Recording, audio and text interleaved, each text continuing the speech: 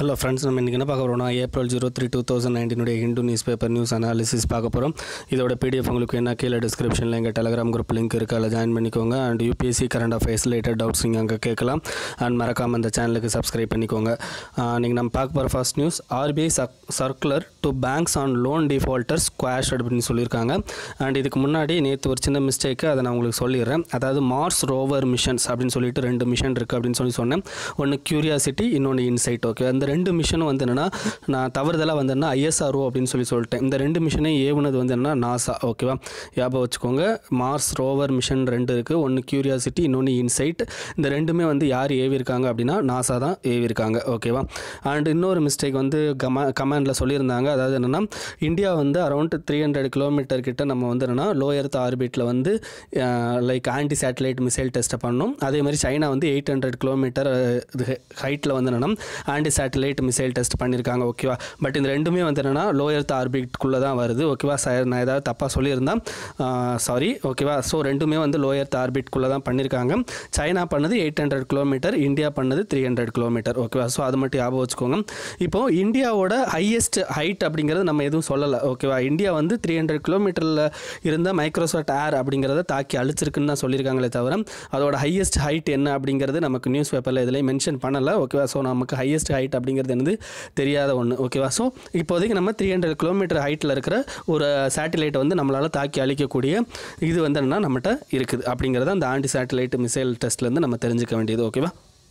நம்ம பார்க்க இன்றைக்கி நியூஸ் பார்க்கலாம். RBI circular to banks on loan defaulter quash அப்படின்னு சொல்லியிருக்காங்க. முதல்ல RBI என்ன சர்க்குலர் வந்து பேங்க்குக்கு அனுப்புனாங்க, ஸோ அதில் என்ன பிரச்சனை அப்படிங்கிறது, அண்ட் பேங்க்குக்கு அந்த அதிகாரம் இருக்கா அப்படிங்கிறதையும் நம்ம முதல்ல பார்த்துட்டு அதுக்கப்புறம் இந்த நியூஸை பற்றி வரலாம். ஓகே. பேங்க்குக்கு வந்து என்னென்னா, பேங்க் வந்து என்னென்னா நம்ம இந்தியாவில் இருக்க பேங்க்ஸை வந்து என்னென்னா ரெகுலேட் பண்ணுறதுக்கு பேங்கிங் ரெகுலேஷன் ஆக்ட் ஆஃப் 1949 அப்படின்னு சொல்லிட்டு இருக்குது. Banking regulation act banking regulation act 1949 சொல்லுவாங்க. ஓகேவா. இந்த ஆக்ட் மூலமாக தான் வந்து என்னென்னா நம்மளுடைய பேங்க்ஸை வந்து என்னென்னா RBI வந்து ரெகுலேட் பண்ணுவாங்க.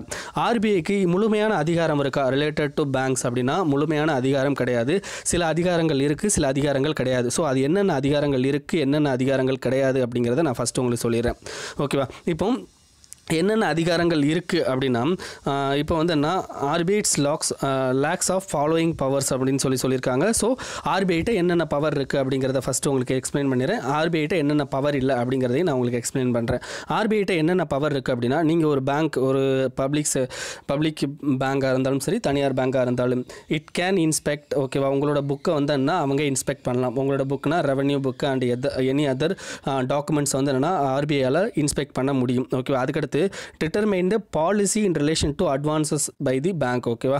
ஸோ அந்த பாலிசி வந்து இது பண்ணுறாங்க பார்த்தீங்களா, அதையும் வந்து என்னென்னா நம்மளுடைய RBIயால் பண்ண முடியும். நெக்ஸ்ட் வந்து என்ன, டைரக்ட் ஸ்பெஷல் ஆடிட் வந்து பண்ண முடியும். Next direct bank to initiate insolvency resolution process. Bank வந்து டைரக்ட் தான் பண்ண முடியும். டைரக்ட் இன் த சென்ஸ் அவங்களுக்கான வழிகாட்டுதல் தான் பண்ண முடியுமே தவிர ஆர்டர் கொடுக்க முடியாது. நல்லா ஞாபகம் வச்சுக்கோங்க. Respect all default under IPC. ஓகேவா. IPCங்கிறது இன்சால்வன்சி அண்ட் பேங்க்ரப்சி கோட் அப்படின்னு சொல்லுவாங்க. அதுக்கடுத்து RBIயோட broader guidelines on fraud, lay out for norms of categorisation, reporting and reviews of frauds along with norms for consequent provisioning. இதெல்லாம் வந்து என்னென்னா RBIக்கு இருக்கிற பவர்ஸ். RBIக்கு என்னென்ன பவர் கிடையாது ரிலேட்டட் டு பேங்கிங்கில் அப்படின்னா, remove the chairman and managing directors and appoint them. Okay. டைரக்டரோ managing டைரக்டரே வந்து என்னென்னா இவங்க ரிமூவ் பண்ண முடியாது அண்ட் யாரையும் புதுசாக அப்பாயிண்ட் பண்ண முடியாது. அதே மாதிரி வந்து என்னென்னா grant licence and impose conditions while giving them. அதாவது என்ன, லைசன்ஸ் கொடுக்கும்போதோ அதில் ஏதாவது ஒரு இம்போஸ் பண்ணும்போது இந்த 2மே வந்து என்னென்னா அவங்க பண்ண முடியாது அப்படிங்கிறது. Next remove managerial and other person from officers. Okay. அதையும் பண்ண முடியாது. Next supersede the board of டைரக்டரை வந்து என்ன இவங்க சூப்பர் சீட் பண்ண முடியாது. நெக்ஸ்ட்டு வைண்டிங் அப் அப்ளிகேஷன் வந்து இவங்களால் பண்ணிக்க முடியாது. வைண்டிங் அப்னா பேங்கை இழுத்து மூடுறது. ஓகேவா. அதை பண்ண முடியாது. And banking regulation act does not apply to PSB in full. Okay. ஃபுல்லாக வந்து என்னென்னா அந்த பேங்கிங் ரெகுலேஷன் ஆக்ட் வந்து என்ன ஃபுல்லாகவே அப்ளை ஆகாது அப்படிங்கிறதா இவங்களுடைய இது ஓகேவா. நெக்ஸ்ட் வந்து என்னென்னா இப்போ லேட்டஸ்ட்டாக வந்து இதில் என்ன பிரச்சனை அப்படின்னா February 12, 2018 அப்போ ஆர்பிஐ வந்து ஒரு சர்க்குலர் ரிலீஸ் பண்ணியிருக்காங்க ஓகேவா. அந்த சர்க்குலர் படி என்ன சொல்லியிருக்காங்க அப்படின்னா banks to classify large loans as a stressed within a day of default அப்படின்னு சொல்லியிருக்காங்க. அதாவது எவ்வளோ லார்ஜ் லோன்ஸ் இருக்கோ ஓகேவா அந்த லோன்ஸை வந்து கிளாஸிஃபை பண்ண சொல்லியிருக்காங்க. கிளாஸிஃபை சொல்லி அதோட ரிப்போர்ட் கொடுக்க சொல்லியிருக்காங்க.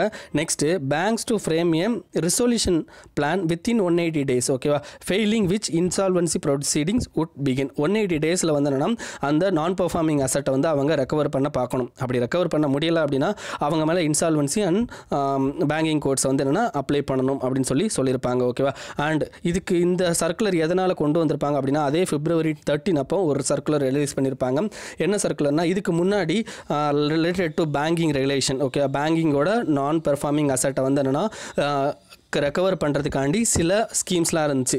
அந்த ஸ்கீம்ஸ்லாம் வந்து என்ன டெலீட் பண்ணிட்டாங்க ஓகே. அதாவது இந்த ஸ்கீம்ஸ்லாம் அப்சல்யூட் அப்படின்னு சொல்லிட்டு இப்போது அதாவது என்ன ஐபிசி மட்டும்தான் வந்து இப்போதைக்கு கரண்ட்டில் இருக்குது அப்படின்னு சொல்லியிருந்தாங்க. அது என்னென்ன ஸ்கீம்லாம் வந்து என்ன அப்சல்யூட் அப்படின்னு இவங்க சொல்லியிருந்தாங்கன்னா ஒன்று கார்ப்பரேட் ரீஸ்ட்ரக்சரிங், ரெண்டாவது sustainable structuring of stress assets அதாவது S4A அப்படின்னு சொல்லுவாங்க, ஸ்ட்ராட்டஜிக் டெப்ட் restructuring and joint lenders forum அப்படின்னு சொல்லுவாங்க. ஸோ இந்த 4 ஸ்கீமே வந்து என்னென்னா இவங்க வந்து டெலீட் பண்ணியிருந்தாங்க. அதாவது என்ன இதெல்லாம் இன்எஃபெக்டிவ், இப்போதைக்கு இன்சால்வன்சி அண்ட் பேங்க்ரப்சி கோட் தான் வந்து என்ன எஃபெக்டிவாக இருக்கும் அப்படின்னு சொல்லியிருந்தாங்க. அதுக்கப்புறம் வந்து என்ன bad loans were pushing 10% of total advances அப்படின்னு சொல்லியிருக்காங்க. நெக்ஸ்ட் வந்து with an enactment of IBC the RBI wanted to harmonised and simplified the framework for டெப்ட் ரிசொல்யூஷன். இதெல்லாம் வந்து என்ன நார்மல் தான் ஓகேவா. ஸோ இந்த சர்க்குலரில் அதிகமாக அஃபெக்ட் ஆனவங்க யாருன்னா பவர் செக்டார் ஓகேவா, ரெண்டாவது telecom sector, steel, infrastructure, sugar project etcetera. So இதெல்லாம் எப்படி அஃபெக்ட் ஆச்சு அப்படிங்கிறதையும் நான் உங்களுக்கு எக்ஸ்பிளைன் பண்ணுறேன் ஓகே. ஃபஸ்ட்டு இதெல்லாம் பார்க்குறதுக்கு முன்னாடி இந்த 4 ஸ்கீம் என்ன அப்படிங்கிறத ஒரு தடவை பார்த்துட்டு and insolvency and bankruptcy code அப்படிங்கிறதையும் சொல்லிவிட்டு நான் உங்களுக்கு அதுக்கடுத்து இந்த நியூஸை பற்றி எக்ஸ்பிளைன் பண்ணுறேன் ஓகேவா. ஸோ இப்போ இதுதான் இன்னொன்று என்னன்னா அதை பற்றின ஃபுல் டீட்டெயில் February 12 இன்னும் எக்ஸஸாக சில இதெல்லாம் விட்டுருந்தாங்க. ஸோ அதோட ஃபுல் டீட்டெயிலும் உங்களுக்கு இந்த பிக்சரில் இருக்கும் ஓகே. இப்போ வந்து என்ன அந்த 4 ஸ்கீம் என்னென்னா ஜாயிண்ட் லெண்டர்ஸ் ஃபோரம் அப்படிங்கிறது ஃபஸ்ட்டு ஸ்கீமு. அந்த ஸ்கீமில் வந்து என்ன பண்ணுவாங்க அப்படின்னா dedicated grouping of lender banks ஓகேவா. அதாவது லெண்டர்னா கடன் கொடுத்த பேங்க் எல்லாரும் ஒரு குரூப் இது ஃபார்ம் பண்ணுவாங்க ஓகேவா. ஃபார்ம் பண்ணி அவங்க வந்து என்ன டிசிஷனை ஸ்பீடப் பண்ணுவாங்க. அதாவது இப்போ ஒரு கம்பெனி டாடா ஸ்டீல் கம்பெனிக்கு வந்து ஒரு 10 பேங்க் கடன் கொடுத்துருக்காங்க அப்படின்னா அந்த 10 பேங்க் வந்து என்னன்னா ஒன்று போல் ஒரு ஜாயிண்ட் லெண்டர் ஃபோரம் வந்து கிரியேட் பண்ணுவாங்க. அரௌண்ட் 100 crore மேலே அவங்க இருந்ததுன்னா அந்த ஸ்ட்ரெஸ்ட் அசெட்டை எப்படி வந்து நம்ம வந்து ரெக்கவர் பண்ண முடியும் அப்படிங்கிறத பண்ணுறது தான் இந்த ஜாயிண்ட் லெண்டர்ஸ் ஃபோரம் அப்படிங்கிறது. செகண்ட் வந்து என்ன ஸ்ட்ராட்டஜிக் டெப்ட் ரீஸ்ட்ரக்சரிங் ஓகேவா. ஸ்ட்ராட்டஜிக் டெப்ட் ரீஸ்ட்ரக்சரிங் அப்படின்னா என்னென்னா இப்போ ஒரு கம்பெனி வந்து என்னென்னா டெப்ட்டில் போயிடுச்சு ஓகே, அவங்களால வந்து அமௌண்ட்டை திருப்பி தர முடியலை அப்படின்னா அவங்களோட மேனேஜரியல் ஆக்டிவிட்டீஸை பேங்க் வந்து எடுத்துக்கிறது. இப்போ டாட்டா வந்து அவங்களால வந்து கொடுக்க முடியல அப்படின்னா டாட்டாவோட முழு பொறுப்பையும் யார் எடுத்துப்பாங்கன்னா பேங்க் எடுத்துப்பாங்க. தட் இஸ் கால்ட் ஸ்ட்ராட்டஜிக் டெப்ட் restructuring. Next scheme for sustainable structuring of stressed assets அப்படின்னு சொல்லியிருக்காங்க. சஸ்டைனபிள் ஸ்ட்ரக்சரிங் அப்படின்னா என்னென்னா லைக் அவங்கள்ட்ட இருக்கிற அந்த லோன் இருக்குது பார்த்தீங்களா. இப்போ ஒரு 100 கோடி ரூபாய் கடன் கொடுத்துருக்காங்க அப்படின்னா 100 கோடி ரூபாயில் 50 கோடி ரூபாயை ஷேராக வாங்கிக்கிறது ஓகேவா. ஸோ நீங்கள் 50 கோடி ரூபாய் கொடுத்தா மட்டும் போதும், 100 கோடி ரூபாய் கொடுக்க வேண்டாம், 50 கோடி நாங்கள் வந்து உங்களுடைய ஈக்விட்டி ஷேராக வந்து வாங்கிக்கிறோம் அப்படின்னு சொல்கிறது தான் இந்த scheme for sustainable structuring of stressed assets அப்படின்னு சொல்லுவாங்க. அதுக்கடுத்து கார்ப்பரேட் டெப்ட் ரீஸ்ட்ரக்சரிங் அப்படின்னா என்னென்னா voluntary and non-statutory mechanism, financial institution and bank come together okay to restructure the debt of companies financial difficulties due to internal and external factors. அதாவது என்ன கம்பெனிக்கு வந்து என்ன இவங்க வந்து சப்போர்ட்ஸ் ப்ரொவைட் பண்ணுவாங்க ஓகேவா. ஸோ அவங்களோட இன்டர்னல் எக்ஸ்டர்னல் என்னென்ன ஃபேக்டர்ஸ்லாம் வந்து அவங்க வந்து இதை அஃபெக்ட் பண்ணியிருக்கு, அதாவது அவங்களுடைய டெப்ட்டை வந்து திருப்பி தர முடியாமல் அதை அஃபெக்ட் பண்ணியிருக்கோ அதுக்கெல்லாம் வந்து என்னென்னா இவங்க ஒரு ரிசொல்யூஷன் ப்ராசஸ் மாதிரி கொடுப்பாங்க. ஸோ அதன் மூலமாக வந்து அந்த கம்பெனி வந்து என்னென்னா ஸ்ட்ரெஸ்ஸில் இருந்து நார்மல் கண்டிஷனுக்கு கொண்டு வர வைப்பாங்க. ஸோ இதுதான் இந்த 4 ஸ்கீம். ஸோ இந்த 4 ஸ்கீம் வந்து என்னென்னா ஆஸ் பர் February 13 அப்போ இவங்க விட்ட ரெகுலேஷனால் அது அப்சல்யூட் அப்படிங்கிற ஒரு ஸ்டேட்டஸ்க்கு போயிருச்சு. So insolvency and bankruptcy code அப்படிங்கிறது என்னென்னா இப்போ லேட்டஸ்ட்டாக கவர்மெண்ட் கொண்டு வந்த 2016 கொண்டு வந்த ஆக்ட் ஓகேவா. இந்த ஆக்ட் படி ஓகேவா இன்சால்வன்சி அண்ட் பேங்க்ரப்சி அந்த இதை வந்து இன்சால்வன்சி ப்ராசஸை யாரெல்லாம் எடுத்துகிட்டு போகலாம் அப்படின்னா லெண்டர்ஸ் எடுத்துகிட்டு போகலாம், கடன் வாங்கினவங்க திருப்பி செலுத்த முடியலாட்டி அவங்களும் எடுத்துகிட்டு போகலாம். ஸோ இதில் யார்கிட்ட எடுத்துகிட்டு போவாங்க அப்படின்னா நேஷனல் கம்பெனி லா ட்ரிபுனல்கிட்ட எடுத்துகிட்டு போவாங்க. ஸோ அப்போ அதுக்கடுத்து அதில் வந்து என்னென்னா இது பண்ணணும். ஓகேவா, அதுக்கப்புறம் வந்து என்னென்னா அப்பலேட் அத்தாரிட்டிகிட்ட போகும். ஸோ இதெல்லாம் வந்து என்னென்னா ஒரு ப்ராசஸ் போய்கிட்டு இருக்கும். ஓகேவா, ஸோ இதுதான் insolvency and bankruptcy code. So இதை பற்றின ஃபுல் டீட்டெயில் வேணும்னா நீங்கள் வெப்சைட்டில் செக் பண்ணுங்கள். ஸோ அதை பற்றின ஃபுல் டீட்டெயிலும் தெரிஞ்சுக்கோங்க. ஓகேவா, ஸோ இந்த ஆர்டர் படி என்ன பண்ணியிருக்காங்கன்னா, நீங்கள் வந்து 2000 crore மேலே யாரெல்லாம் வந்து என்னென்னா அதிகமாக வந்து 2000 crore மேலே யாரெல்லாம் வந்து கடன் திருப்பி செலுத்தலையோ அல்லது நான் பெர்ஃபார்மிங் அசட்டாக அது வந்து ஆயிருக்கோ அவங்கள்ட்ட வந்து என்னென்னா 180 daysக்குள்ளே ரிசொல்யூஷன் ப்ராசஸ் ஸ்டார்ட் பண்ணுங்கள். அப்படி 180 daysக்குள்ளே அவங்க கொடுக்கலாட்டி அவங்க மேலே இன்சால்வன்சி ப்ராசஸை ஸ்டார்ட் பண்ணுங்கள் அப்படின்னு சொல்லிட்டு RBI கொடுத்துருக்காங்க. ஸோ இந்த ஆர்டரை வந்து என்னென்னா சுப்ரீம் கோர்ட் ஸ்குவாஷ் பண்ணிருச்சு. ஏன் ஸ்குவாஷ் பண்ணிச்சு அப்படின்னா இஸ் ஆஸ் பர் அது என்னென்னா ரைட் டு ஈக்குவாலிட்டிக்கு அகெயின்ஸ்டாக இருக்குது அப்படிங்கிறது மாதிரி. ஏன்னா இப்போ நம்மளுடைய ரைட் டு ஈக்குவாலிட்டியில் வந்து என்னென்னா ஈக்குவல் ப்ரொடெக்ஷன் அப்படிங்கிற மாதிரி இருக்கும். அதாவது என்னென்னா இப்போ ஒரு சிலரை ஒரு மாதிரி ட்ரீட் பண்ணணும், இன்னொரு சிலரை இன்னொரு மாதிரி ட்ரீட் பண்ணணும் அப்படிங்கிறது என்னென்னா இப்போ குடியரசுத் தலைவரையும் ஒரு சாதாரண மனுஷனையும் ஒரே நேரத்தில் ஒரே மாதிரியான இதில் வந்து ட்ரீட் பண்ண முடியாது. ஸோ அதுதான் இங்கேயும் அந்த கான்செப்ட். எப்படின்னா இப்போ டாடா ஸ்டீல் இல்லை பவர் செக்டாருங்கிறது என்னென்னா கவர்மெண்ட்டுக்கு ஹெல்ப் பண்ணுற செக்டார். ஓகேவா, அதே இது ஸ்டீல் செக்டார் அப்படிங்கிறது ஒரு ப்ரைவேட் செக்டார். அப்போ ப்ரைவேட் செக்டாரையும் ஒரு கவர்மெண்ட் செக்டாரையும் வந்துன்னா ஒரே இதில் வைக்கிறது வந்து என்னென்னா இது it's not a correct thing அப்படின்னு சொல்லிட்டும் இவங்க ரைட் சொல்லியிருக்காங்க. ஸோ இது ரைட் டு ஈக்குவாலிட்டிக்கு அகைன்ஸ்டாக இருக்கும் அப்படின்னு சொல்லியிருக்காங்க. அண்ட் இவங்க வந்து அதாவது February 12 அப்போ இவங்க விட்டு அந்த ரெகுலேஷன் வந்து கவர்மெண்ட்டை ப்ராப்பர் ரெக்கமெண்டேஷன் இல்லாமல் இதை பண்ணியிருக்கிறாங்க. ஸோ இதுவும் வந்துன்னா ஒரு ஃப்ளா அப்படின்னு சொல்லியிருக்காங்க. ஓகேவா, ஸோ இன்னும் இந்தியாவை பொறுத்த வரைக்கும் நீங்கள் வந்து என்னென்னா இப்போ அரௌண்ட் 3.8 lakh crore வந்து என்ன 70 லார்ஜ் பாரோவர் வாங்கி வச்சுருக்காங்க. இதில் 92% ஆஃப் அமௌண்ட் வந்து என்னென்னா நான் பெர்ஃபார்மிங் அசட்டாக தான் இருக்குது. ஸோ இதை காரணம் காட்டி தான் நமக்கு February 12 வந்து என்னென்னா இவங்க ஐபிசியை வந்து இன்வோக் பண்ண சொல்லியிருப்பாங்க. ஸோ அதை தான் வந்து என்னென்னா இவங்க பண்ணியிருப்பாங்க. ஸோ எந்த ரெகுலேஷன் ஆக்ட் கீழே கொண்டு வந்திருப்பாங்கன்னா section 35AA banking regulation act amendment act 2017 கொண்டு வந்திருப்பாங்க. நான் சொன்னது வந்து பேங்கிங் ரெகுலேஷன் ஆக்ட் 1949 சொன்னேன். ஸோ அதில் அமெண்ட்மெண்ட் கொண்டு வந்தது 2017. ஸோ அதுபடி வந்தேன்னா செக்ஷன் 35AA படி இவங்க வந்து ரிசொல்யூஷன் ப்ராசஸை கொண்டு போக சொல்லியிருக்காங்க. ஸோ இப்போ வந்து என்னென்னா இவங்க ரிசொல்யூஷன் ப்ராசஸ் கொண்டு போகக்கூடாது. இது வந்து என்னென்னா அதாவது அவங்களோட இதுக்கு அகெயின்ஸ்டாக வந்து பண்ணியிருக்கிறாங்க அப்படின்னு சொல்லியிருக்காங்க. ஸோ இதை தான் வந்து என்ன இந்த ஆர்டிக்கலில் மென்ஷன் பண்ணியிருக்கிறாங்க. நெக்ஸ்ட் இதில் முக்கியமானது வந்து என்னென்னா இப்போ நமக்கு இதுக்கு முன்னாடி இந்த இன்சால்வன்சிலாம் வந்து என்ன யார் மேலேயாவது பண்ணியிருந்தாங்கன்னா அது என்ன ஆகும் அப்படின்னா அது வந்து என்ன ரெட்ரோஸ்பெக்டிவ் எஃபெக்டில் கேன்சல் ஆயிரும். ஓகேவா, அதே மாதிரி இனிமேல் வந்து என்னென்னா பேங்கிங் ரிசொல்யூஷன் எடுத்துகிட்டு போக முடியுமா, அதாவது ஐபிசி எடுத்து போக முடியுமானா எஸ், ஐபிசி இன்சால்வன்சி பேங்க்ரப்சி கோடை வந்து என்னென்னா பேங்க் நினச்சா அவங்களாவே பண்ண முடியும். அதாவது என்ன February 12 ஆர்டரை வச்சு பண்ணாமல் அவங்க ஓனாக பண்ணணும்னு ஆசைப்பட்டாங்கன்னா பண்ணிக்கலாம். பட் இந்த February 12 ஆர்டர் வச்சு பண்ணாங்கன்னா இது வந்து இன்வேலிடேட் ஆயிடுச்சு. ஏன்னா இப்போ சுப்ரீம் கோர்ட் வந்து அதை ஸ்குவாஷ் பண்ணிருச்சு அப்படிங்கிறது தான் இதில் சொல்லியிருப்பாங்க. ஓகேவா, ஸோ இதில் மொத்தமாக சொல்லியிருக்கிறது. ஸோ நம்மளுடைய பேங்கிங் ரெகுலேஷன் அண்ட் பேங்கிங் இம்ப்ரூவ்மெண்ட்டில் இது ஒரு முக்கியமான ஆர்டிக்கிள். அண்ட் February 12 அவங்க கொடுத்த ரெகுலேஷன் அண்ட் நான் சொன்ன இந்த பேங்க்கோட இந்த 4 விதமான டிஃப்ரெண்ட் ஸ்கீம்ஸு அண்ட் அவங்களுக்கு இருக்கிற பவர்ஸு ஓகேவா, என்னென்ன பவர் இல்லை, இது எல்லாமே ரொம்ப இம்பார்ட்டன்ட் பாயிண்ட்ஸு. ஓகேவா, ஸோ ஞாபகம் வச்சுக்கோங்க. நெக்ஸ்ட் வந்து enzyme to curb bacteria cell growth discovered அப்படின்னு சொல்லியிருக்காங்க. அதாவது என்ன என்சைம்னா நமக்கு தெரியும் நொதிகள் அப்படின்னு சொல்லுவோம். ஓகேவா, ஸோ இப்போ நமக்கு பாக்டீரியா வந்து என்னென்னா நம்ம அழிக்கிறதுக்கு ஆன்டிபாக்டீரியல் ட்ரக்ஸை வந்து யூஸ் பண்ணுறோம். இப்போ ஆன்டிபாக்டீரியல் ட்ரக்ஸ்லேயே வந்து என்ன பிரச்சனை வந்துருச்சுன்னா சூப்பர் பக் அப்படிங்கிறது வந்துருச்சு. ஓகே, சூப்பர் பக் அப்படின்னா என்ன அர்த்தம்னா நம்ம கொடுக்குற அந்த தெரப்பி வந்து லைக் ட்ரக்ஸ் வந்து என்னென்னா அதையே அழிச்சிட்டு அந்த பாக்டீரியா வந்து என்ன சர்வைவ் ஆகிறதுக்கு பேர் தான் வந்து சூப்பர் பக் அப்படின்னு சொல்லுவாங்க. ஸோ இந்த நிலைமை வந்து எதனால் வருது அப்படின்னா அது நல்லா க்ரோத் ஆகி அது வந்து அதனுடைய நிலைமையை வந்து ஸ்ட்ரென்தன் பண்ணுறதுனால ஆகுது. ஸோ அது எப்படி ஆகுது அப்படின்னா அதனுடைய அவுட்டர் செல்ஸோட ஃபார்மேஷன். ஓகே, பாக்டீரியாவோட அவுட்டர் செல்ஸோட ஃபார்மேஷன் ஸ்ட்ராங்காக இருக்கிறதுனால நம்ம கொடுக்குற ஆன்டிபாக்டீரியல் ட்ரக்ஸ் வந்துன்னா அது மேலே எஃபெக்டிவாக இல்லாமல் போயிடுது. ஸோ அதனால் அந்த சூப்பர் பக்ஸ் அப்படிங்கிறது அது சூப்பர் பக்ஸ் ஆயிடுது. ஓகேவா, ஸோ இதுக்காண்டி என்ன பண்ணுறாங்க அப்படின்னா சில என்சைம்ஸை யூஸ் பண்ணி இவங்க என்ன பண்ணுறாங்க அந்த பாக்டீரியாவோட செல் க்ரோத் இருக்குது பார்த்தீங்களா, அந்த செல் க்ரோத்தை வந்துன்னா இவங்க தடுக்கிறாங்க. அப்படி தடுக்கிறது மூலமாக ஆட்டோமேட்டிக்காக வந்துன்னா இந்த பாக்டீரியாவோட வளர்ச்சி தடுக்கப்படும். இது சூப்பர் பக் ஆகிறத வந்து தடுக்கலாம் அப்படின்னு சொல்கிறாங்க. ஸோ இதை வந்து என்ன நியூ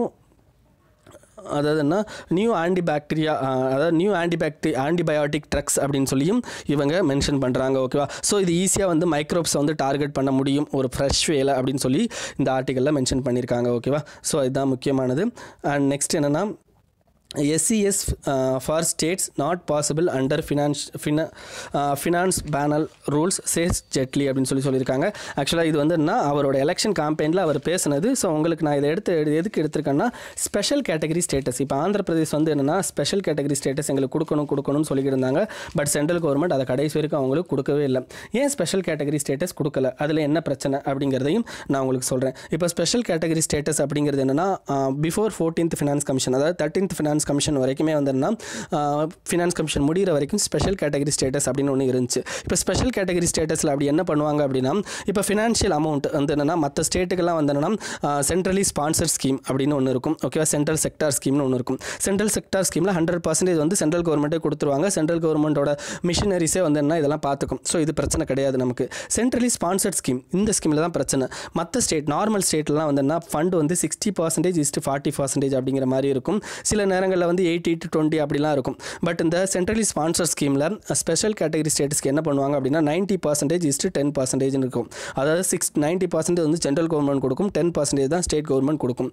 ஸோ சில அதர் ப்ரொவிஷன்ஸும் அவங்களுக்கு அதிகமாக இருக்கும். ஸோ ஃபினான்ஷியல் லெவலில் வந்து அதிகமாக கொடுப்பாங்க. பட் என்னென்னா ஆஃப்டர் 14th ஃபினான்ஸ் கமிஷன் என்ன பண்ணியிருப்பாங்கன்னா ஃபினான்ஸ் கமிஷன் ஒரு ஸ்டேட்டஸ் கொடுத்துருப்பாங்க. அதாவது இதுக்கு முன்னாடி வந்து 32% of devolution of amount from central tax revenue. Okay, central tax ரெவன்யூவில் 32% தான் வந்து இதுக்கு முன்னாடி கொடுத்துருந்தாங்க. இப்போ அரௌண்ட் 42% கொடுக்க சொல்லி 14th ஃபினான்ஸ் கமிஷன் ரெக்கமெண்டேஷன் கொடுப்பாங்க. அந்த ரெக்கமெண்டேஷனை சென்ட்ரல் கவர்மெண்ட்டும் அக்செப்ட் பண்ணிக்கும். ஸோ இப்படி அக்செப்ட் பண்ணதுனால மேக்ஸிமம் அமௌண்ட் ஆஃப் இது வந்து என்ன டிவேல்யூவேட் ஆகி நமக்கு வந்து என்னென்னா மற்ற ஸ்டேட்ஸ்க்கெல்லாம் போனதுனால சென்ட்ரல் அதாவது special category status and general category status இந்த ரெண்டுமே ஈக்குவல் தான் அப்படின்னு சொல்லிட்டு 14th ஃபினான்ஸ் கமிஷன் ஒரு ரிப்போர்ட்டே கொடுத்துருப்பாங்க. ஸோ அதைத்தான் இந்த ஆர்டிக்கலில் இவர் மென்ஷன் பண்ணியிருக்காரு. ஓகேவா, ஸோ அண்டு சில இதில் டெல்லி நியூஸில் இல்லை அண்ட் தமிழ்நாடு அந்த சென்னை நியூஸ் பேப்பரில் இருக்குது. நான் அதை உங்களுக்கு எக்ஸ்பிளைன் பண்ணிடுறேன். ஓகேவா, ஃபயர் ரேவேஜ் ப்ரொப்போஸ்ட் குறிஞ்சி சாங்சுவரி இன் கேரளா அப்படின்னு சொல்லியிருக்காங்க. கேரளாவில் குறிஞ்சி சாங்சுவரி அப்படின்னு சொல்லிட்டு ஒரு சாங்சுவரி இருக்குது.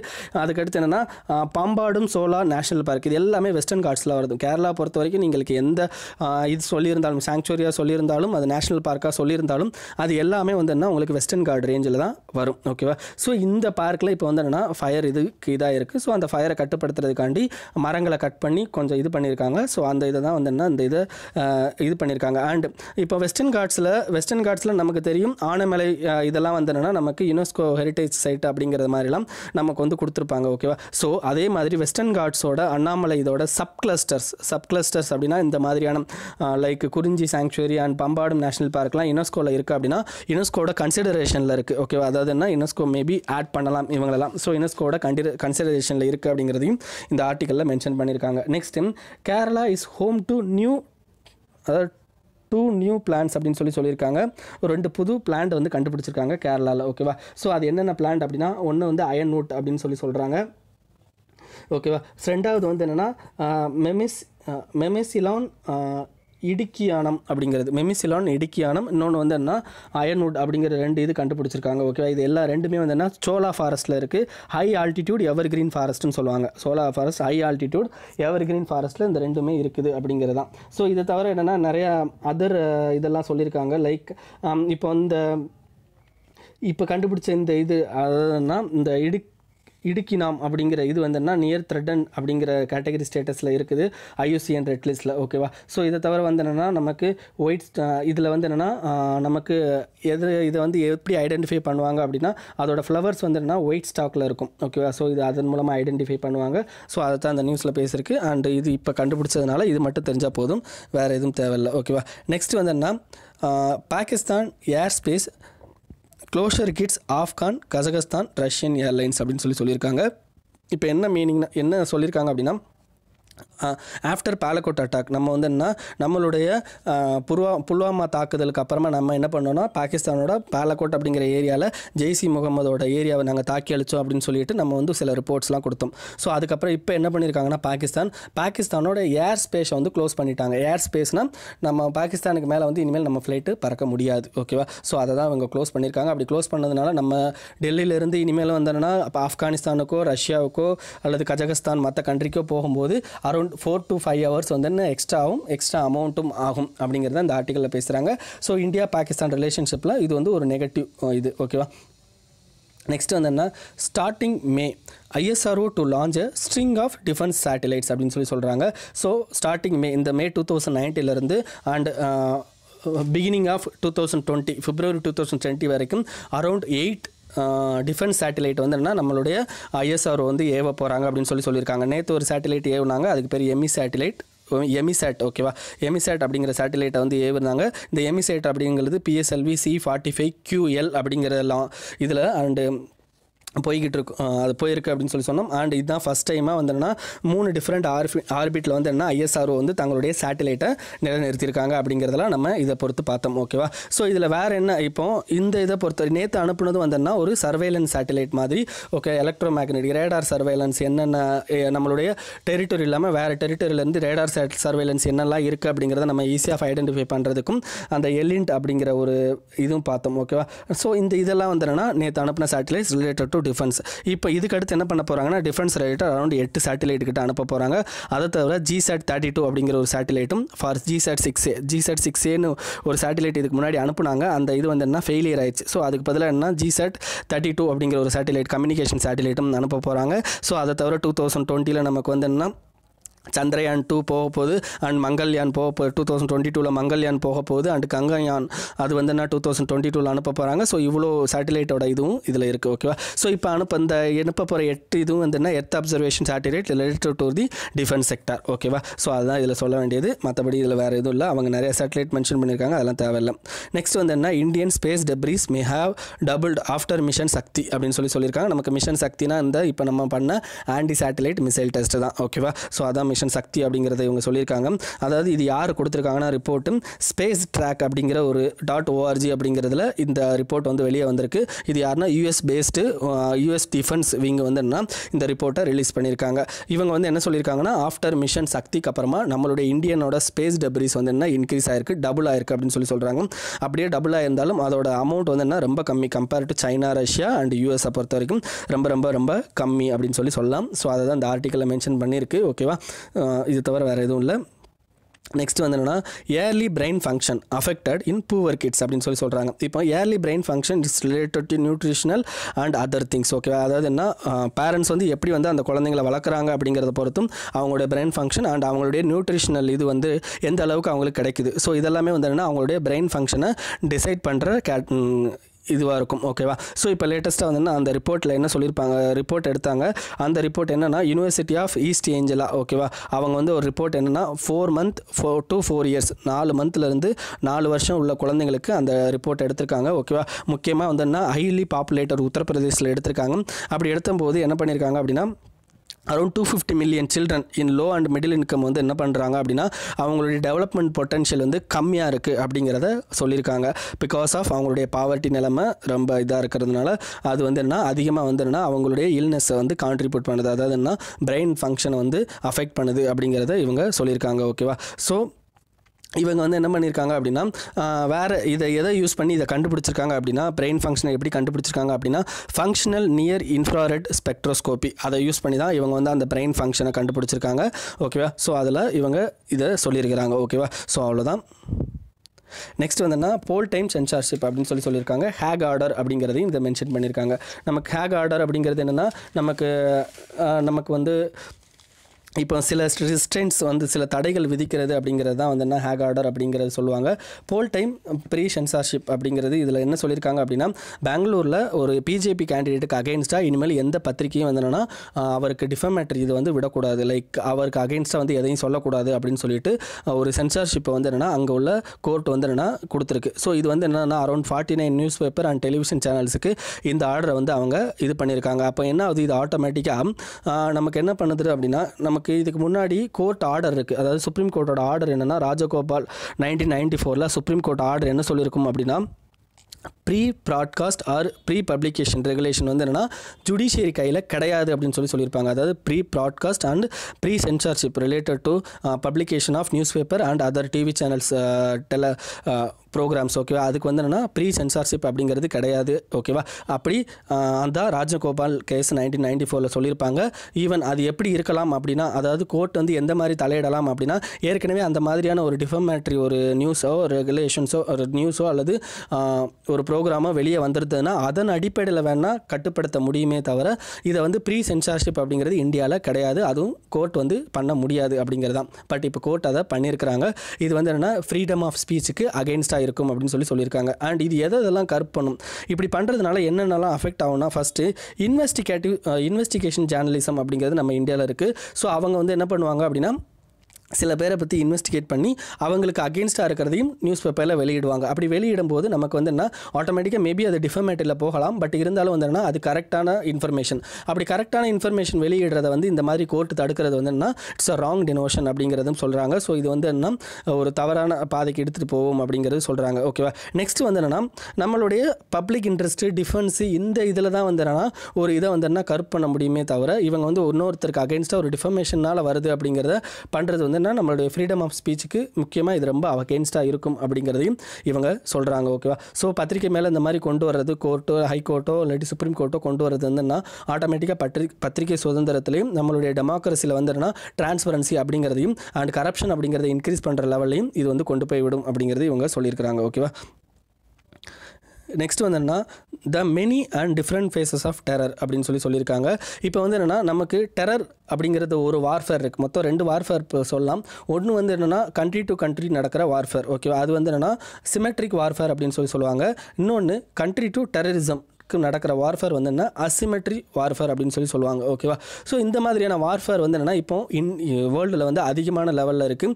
அந்த மாதிரியான வார்ஃபேர் வந்து இப்போ அதிகமாக நடந்த Munich Olympics massacre 1972 9/11 terror attack in twin towers 2001 நடந்திருக்கும். அப்புறம் இந்தியாவில் மும்பையில் வந்து 2008 டெரர் அட்டாக் நடந்திருக்கும். மல்டிபிள் டெரர் அட்டாக்ஸ் நடந்திருக்கும். ஸோ இந்த மாதிரியான அட்டாக்லாம் எல்லாமே வந்துன்னா ஆசிமெட்ரிக் வார்ஃபேர் நடக்குது. ஆசிமெட்ரிக் வார்ஃபேரில் தான் நடக்குது அப்படின்னு சொல்கிறாங்க.